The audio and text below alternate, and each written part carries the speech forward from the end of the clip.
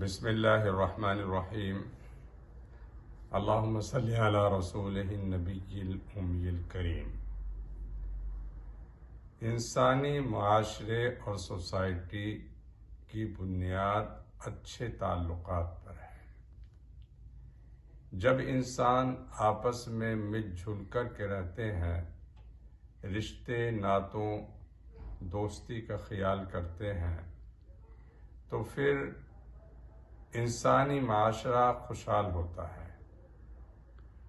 لیکن جب آپسی تعلقات میں بگاڑ آتا ہے، رشتے اور ناطے ٹوٹنے لگتے ہیں، برسوں کی دوستیاں ختم ہو جاتی ہیں اور ایک دوسرے کو پیار کرنے والے جدا ہو جاتے ہیں، تو پھر انسانی معاشرہ تسبیح کے دانوں کی طرح جو ٹوٹ کر کے نیچے گر جاتے ہیں بکھر جاتا ہے۔ اور جب موتی ٹوٹ کر زمین پر بکھر جائے تو تسبیح کی کوئی قیمت نہیں رہتی۔ اسی طرح سے جب انسانی معاشرے اور سماج کے افراد بکھر جائیں تو پھر وہ سماج بھی بے وقت ہو کر کے رہ جاتا ہے۔ اس وقت دنیا میں کچھ ایسے ہی حالات پیش آ رہے ہیں کہ انسانی معاشرہ تباہی کے دہانے پر ہے۔ میاں بیوی کے تعلقات میں خرابی ہے، جس کی وجہ سے بچے بہت ہی زیادہ متاثر ہو رہے ہیں، دوست سے جدا ہو رہے ہیں اور ایک دوسرے کو پیار کرنے والے چھوڑ کر اب اپنی راہوں کی طرف چل پڑے ہیں، جس کی وجہ سے دنیا کے نظام میں بڑی اتھل پتھل آئی ہے۔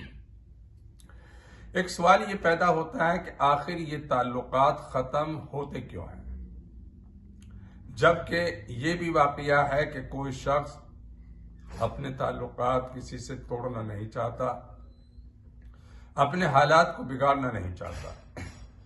کوئی بیوی یا میاں نہیں چاہتا کہ ان کا گھر ٹوٹے، دو دوست جدا ہونا نہیں چاہتے ہیں، اور ہر آدمی کی کوشش یہی ہوتی ہے کہ ہمارے تعلقات برقرار رہیں، مگر اس کے باوجود ہم اپنی آنکھوں سے دیکھ رہے ہیں جلتے ہوئے گھر، ٹوٹی ہوئی دکانیں اور سڑکوں کے اندر ایک دوسرے کے ساتھ مارا ماری۔ یہ سب کچھ کیوں ہو رہا ہے؟ میں جہاں تک سمجھتا ہوں کہ اس کے پیچھے ایک سب سے بڑی وجہ غلط فہمی ہے، یعنی انسان کی نیگیٹو تھنکنگ۔